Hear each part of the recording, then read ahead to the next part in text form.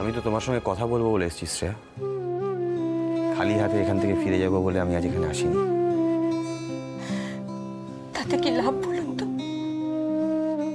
দেখো, আমি জানি না আমাদের এই সম্পর্কটা তোমার কাছে কোনো ডেফিনেশন আছে কিনা, জানি না, কিন্তু সেটা লাভ লোকসান মাপার জায়গায় কি আমরা নেমে গেছি?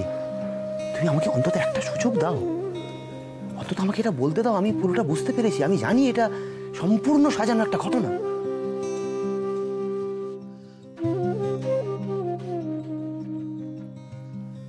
নিজেকে নির্দোষ প্রমাণ করার জন্য আমি আপনার কাছে, এই সমাজের কাছে আর কাঠগড়ায় দাঁড়াবো না। নিজের সততা ব্যক্ত করার জন্য আমি চিৎকার করে জাহিরও করব না। আপনি তো যা ডিসিশন নেওয়ার নিয়েই নিয়েছিলেন। বিয়ের সময়ও আপনি আমার কোনো মতামত জানতে চাননি, দয়া করেছিলেন মাত্র। একটা মেয়েকে লগ্নভ্রষ্টা হওয়ার হাত থেকে বাঁচিয়েছিলেন, তার পরিবারকে অসম্মানিত হওয়ার হাত থেকে বাঁচিয়েছিলেন, শুধুমাত্র দয়া করেছিলেন আপনি। নিজেকে খুব বড় মহান প্রমাণ করার চেষ্টা করেছিলেন আপনি। আর সেই আপনি যখন বিয়েটা ভাঙার সিদ্ধান্ত নিলেন, তখন আমি কি চাই না চাই সেটা একবারও জানার চেষ্টা করেছিলেন? না না শ্রেয়া, সেদিন তো আমি না, এক মিনিট, আমার কথা কিন্তু এখনো শেষ হয়নি রূপম। আপনি যেমন এখানে কথা বলতে এসেছেন, তেমন শুনতেও এসেছেন, তাই প্রথমে আমাকে শেষ করতে দিন। বলো।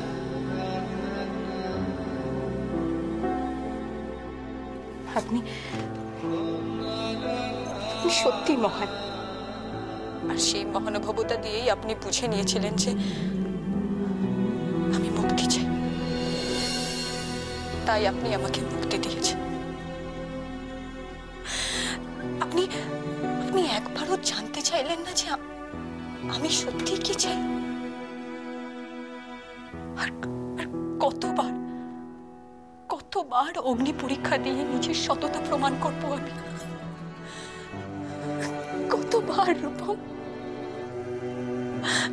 আপনি আপনি কেন বোঝেন না যে আমিও একজন মানুষ। এই রক্ত মাংস শরীরের মধ্যেও মন, প্রাণ, ভালো লাগা, মন্দ লাগা সব অনুভূতিগুলো আছে। কেন বোঝেন না আপনি?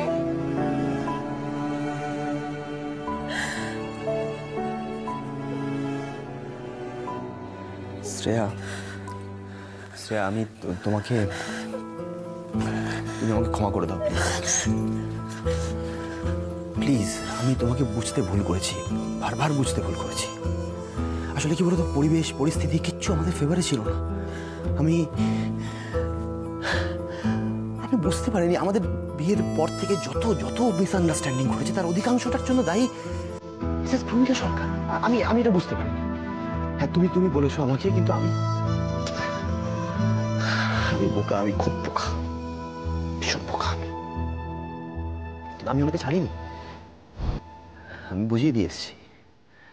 ভালো মানুষের মুখোশ পরে, হিতাকাঙ্ক্ষীর মুখোশ পরে আমাদের ক্ষতি যাতে তুমি আর করতে না পারে, আমি বুঝিয়ে দিয়ে এসেছি।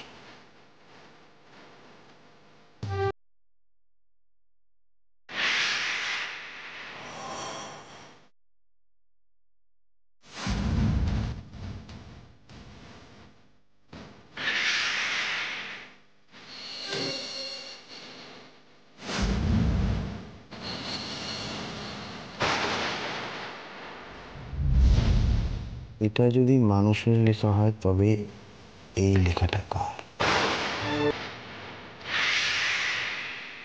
দুটো হাতের লেখাই এক লোকের। ব্রিজম্যানে যাওয়ার চিঠিটা তো আপনি লিখেছেন, কেন করলেন এটা? Answer me.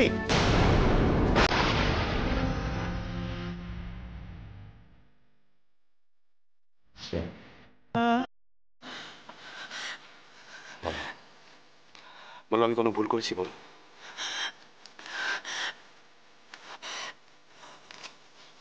জানি না। না, তুমি জানো, তুমি সব জানো। দেখো, অনেক অনেক ভুল বোঝাবুঝি হয়েছে, অনেক কিছু হয়েছে। এবারটা আমাদের ভালো থাকতে হবে। আমাদের মাঝখানে আর কাউকে আমি পাঁচিল তুলতে দেবো না, কাউকে দেবো না। কাউকে দেবো না। শ্রেয়া, শ্রেয়া কথা বলো। শ্রেয়া প্লিজ বলো তুমি আমাকে ক্ষমা করে দিস। শ্রেয়া প্লিজ, প্লিজ কথা বলো। শ্রেয়া প্লিজ বলো। শ্রেয়া, তোমাকে আমার খুব দরকার, খুব দরকার তোমাকে আমার। প্লিজ।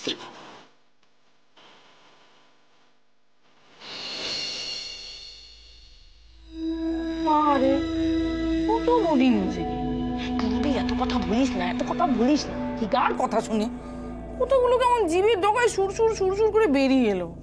আমার হয়েছে যত জ্বালা। ইস, কি ভুল করলাম। রূপম কি টের পেয়ে গেল?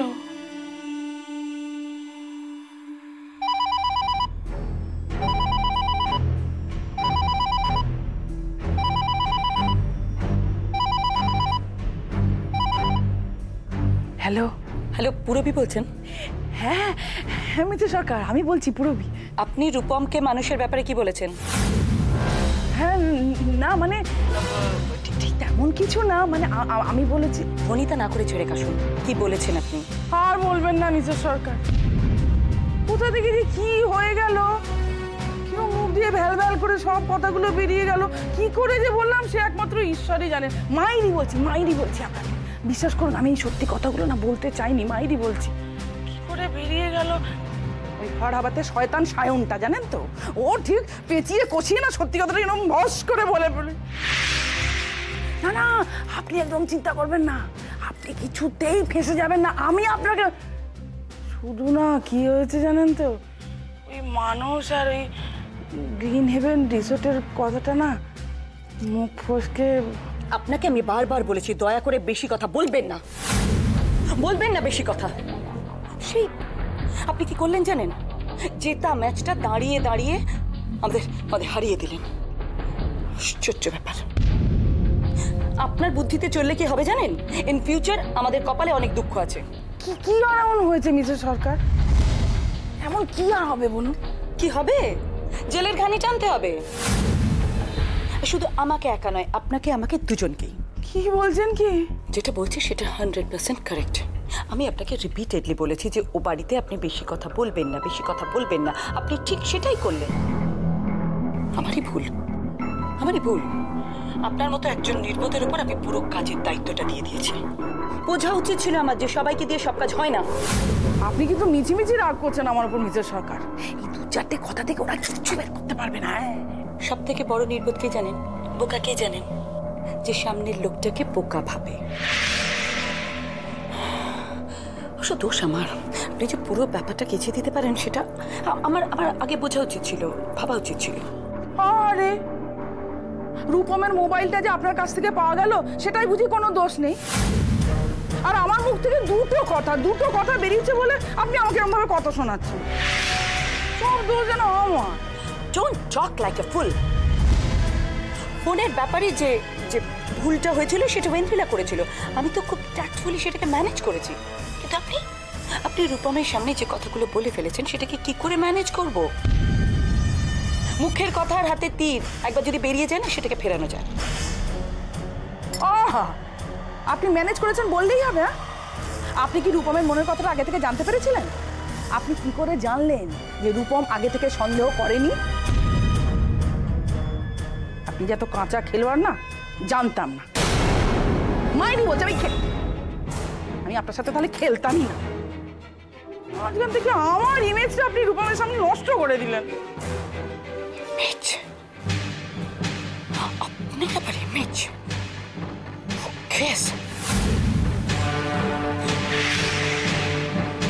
কার ফোন পিসিমণি?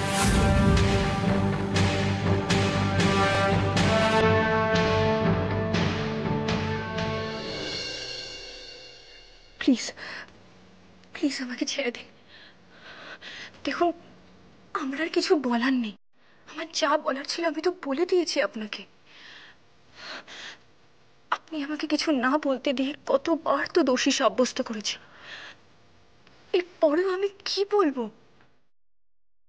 আমি বুঝতে পারছি তোমার উন্নয়নের জায়গাটা, আমি বুঝতে পারছি শ্রেয়া। আমি মেনেও নিচ্ছি সব। শুধু একটা ব্যাপার আমার কাছে কিছুতেই ক্লিয়ার হচ্ছে না। সেদিনের ঘটনার সমস্ত ব্যাখ্যা আমার কাছে ক্লিয়ার, শুধু একটা ব্যাপার আমার কিছুতেই মাথায় ঢুকছে না। শুধু ওই একটা জিনিস। এত কিছুর পরেও না জানার মতন এমন কি জিনিস বাকি আছে রূপা? আছে আছে, এমন অনেক কিছু থাকে যার ব্যাখ্যা আমরা খুব সহজে পাই না। তাই আমি তোমাকে একটা কথা জিজ্ঞাসা করতে চাই শ্রেয়া। একটা জিনিস আমি তোমার কাছে জানতে চাই। সেদিন আমার বিপদের কথা শুনে ফোন পেয়ে তুমি একা দৌড়ে গেছিলে গ্রিন হেভেন রিসর্টে, কেন? এত কিসের ভয় তোমার আমাকে নিয়ে? এত কিসের চিন্তা তোমার আমার জন্য?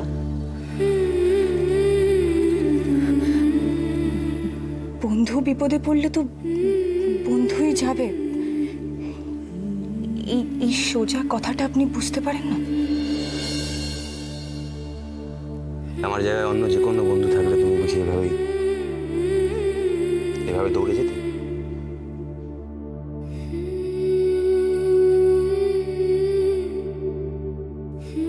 জানি না।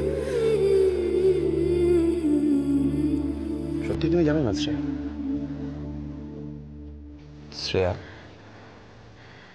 আমার দিকে তাকিয়ে বলো তো কথাটা।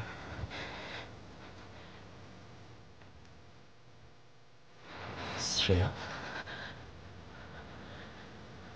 বল।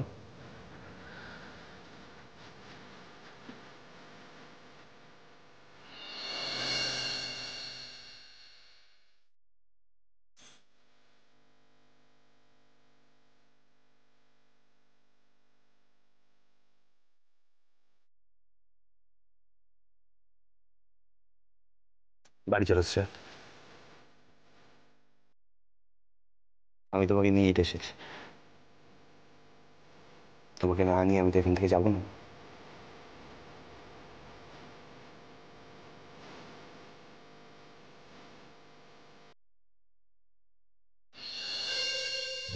কে গো পিসিমণি? কে ফোন করলো বললে না তো? ফোন? ও আমার এক বন্ধু ফোন করেছিল। বন্ধু? তোমার বন্ধু এখানে? হ্যাঁ, আরে সেই ছোট্ট পুচকি বেলাকার বন্ধু, ও তুই চিনবে। হ্যাঁ রে রূপু, ও রূপু তোর মুখটা এরকম কেমন লাগছে মা? ফ্যাকাশে লাগছে। কি হয়েছে রূপু? আমি তোর পিসি না, সব মন খুলে বল আমাকে, সব বল, দেখবি হালকা লাগবে। বল কি হয়েছে মা, বল। আমার না খুব ভয় করছে পিসিমণি। কেন? এই যে রোজ রোজ দাদা বৌদিকে ও বাড়ি থেকে ফিরিয়ে আনতে যাচ্ছে, দাদা নিজের মুখে যাই বলুক না কেন, দাদা কিন্তু বৌদিকে ছাড়া থাকতে পারছে না। দেখো এই কদিনেই দাদা কেমন মনমার হয়ে গেছে। সে তো দেখতেই পাচ্ছি, দেখছিস না বাড়ির লোকজনের সাথে কিরকম ব্যবহার করছে। তা তো দেখছি, আর বৌদি যখন এখানে থাকে দাদা আমাকে একটুও পাত্তা দেয় না পিসিমণি। তাহলেই বুঝে দেখ, তাহলেই তুই বুঝে দেখ একবার। আর আমার দাদা, সে কি করছে? বউকে তো খুব তল্লা দিচ্ছে। আদিক্ষেতা দেখলে না হাড় পিত্তে একদম জ্বলে যায়। একে নাচুনি বুড়ি, তারপর ঢোলের বাড়ি। জানো তো পিসিমণি, আমার মনে হয় বৌদি দাদা আর বাবার এই উইক পয়েন্টটা ভীষণ ভালো করে জেনে গেছে, তাই অ্যাডভান্টেজ নিচ্ছে। পিসিমণি, এবার না আমাদের কিছু একটা করতেই হবে। বৌদি যাতে এই বাড়িতে না ঢুকতে পারে আমাদের কিন্তু সব ব্যবস্থা করতে হবে পিসিমণি। সেটাই তো চাই। সেটা যদি আটকাতে পারি না রূপু, আমি সত্যনারায়ণের পুজো দেবো। সত্যনারায়ণের পুজো দেবো, জোড়া সত্যনারায়ণ সিন্নি দিয়ে পুজো দেবো। আরে কিন্তু কি করে বলতো রূপু?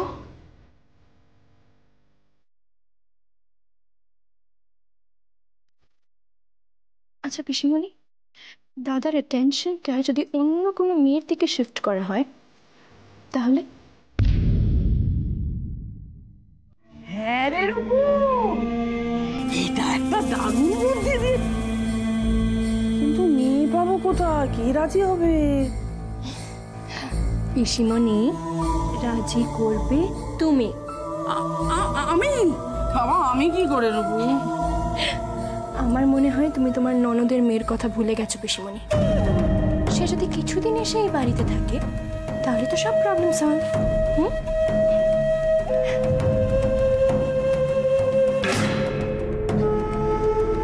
এ বাড়িতে এখন?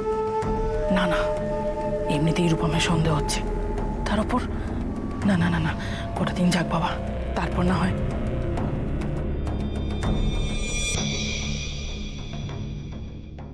পিসিমণি কি ভাবছো? না তুই এখন জানিস, মানে রূপম যেভাবে তেলে বেগুনে জ্বলে আছে আরো রেখে যাবে। এখন থাক, একটু রাতটা থিত, তারপর না দেখা যাবে। হ্যাঁ পিসিমণি, এই কথাটা কিন্তু তুমি ঠিকই বলেছো।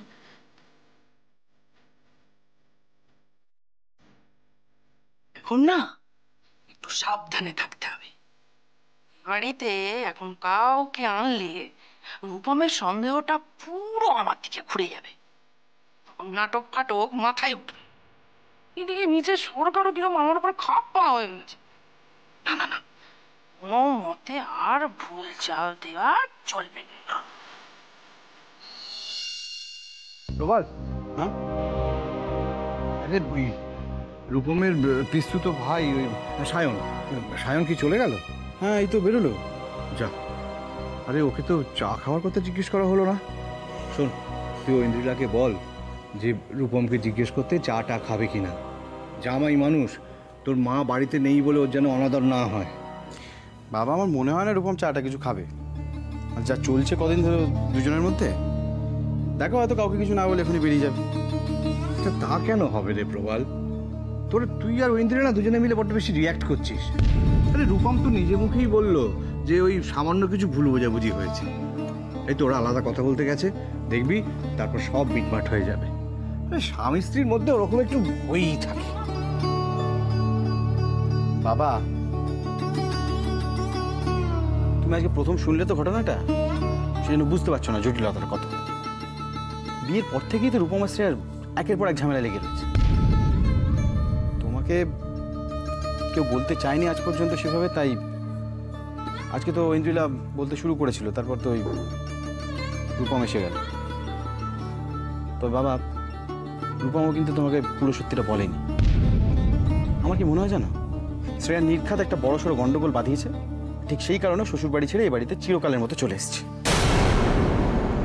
কি বলছিস কি? খোকু শ্বশুর বাড়ি ছেড়ে চিরকালের মতো চলে এসেছে? তাই তো বলছিল। বাবা, তোমাকে একটা কথা বলা হয়নি, রূপম আগেও একদিন এসেছিল শ্রেয়ার সঙ্গে কথা বলতে। শ্রেয়া সেদিন কথা বলেনি। আজকে তুমি বাড়িতে আছো তাই বোধহয় কথা বলতে বাধ্য হয়েছে। এসব তুই কি বলছিস প্রবাল? আরে এই কথা আমাকে আগে জানানো উচিত ছিল। সামান্য একটু ভুল বোঝাবুঝি হতেই পারে, তার আগে আমাদের বড়দের সবার আগে এসব মিটিয়ে দেওয়া দরকার। কি করে মেটাবে বাবা? কি নিয়ে ভুল বোঝাবুঝি হয়েছে সেটা তো শ্রেয়া খোলাখুলি বলছেই না। আমার তো মনে হয় শ্রেয়াই চাইছে না সম্পর্কটা টিকিয়ে রাখতে, একটার পর একটা ঘটনা ঘটিয়ে চলেছে। আর একটা কথা বাবা, এই যে শ্রেয়া আর রূপমের ঝামেলা, এটা কিন্তু শুধু শ্রেয়া আর রূপমের নয়, এর মধ্যে একজন তৃতীয় ব্যক্তি আছে। তৃতীয় ব্যক্তি? হ্যাঁ, তৃতীয় ব্যক্তি। এই সমস্ত গন্ডগোলের মূল হচ্ছে এই মানুষ।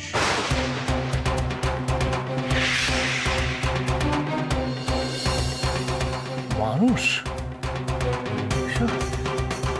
এসব তুই কি বলছিস প্রবাল? ঠিকই বলছি বাবা, শ্রেয়া এখনো মানসিক ভূতটা মাথা থেকে নামাতেই পারে। ঠিক সেই কারণে রূপমকে মন থেকে মেনে নিতে পারছি। বাবা, তুই